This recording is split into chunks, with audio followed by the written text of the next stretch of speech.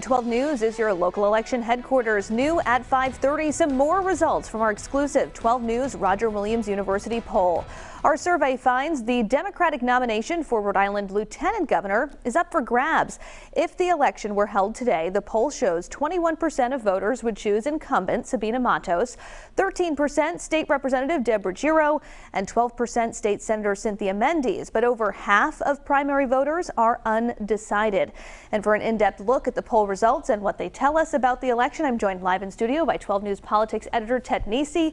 So Ted, let's first talk about the results in the race for governor that we revealed live at 5. Well, Kim, as Tim White said, this is a wide open race for governor. Take a look at this. Incumbent Governor Dan McKee has a narrow lead over Secretary of State Nellie Gorbea in the primary, 25% to 23%. But look at that third number on the screen.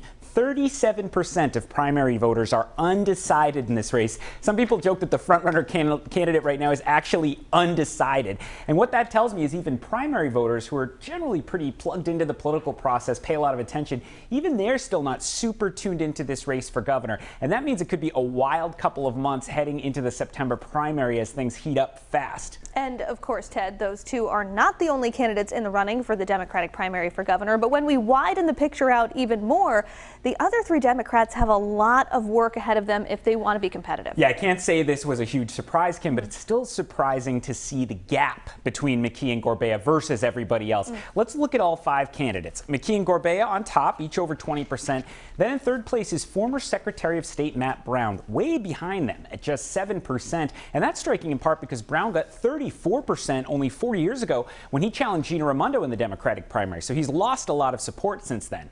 Then there's first-time candidate Helena Folks, the former CVS executive. She's right behind Brown at 6%. Again, not a big surprise since she's never run for office before. And as viewers may have noticed, she's now kicking off a big advertising campaign to get her name out. But that hadn't started when we began polling. And then Luis Daniel Munoz running for a second time down at only 2%. And again, that huge share of voters undecided, 37%. So there's just a ton of room for all 5 candidates to grow their support. And before we let you go, can we just take another look at the results that we just shared in the primary for lieutenant governor?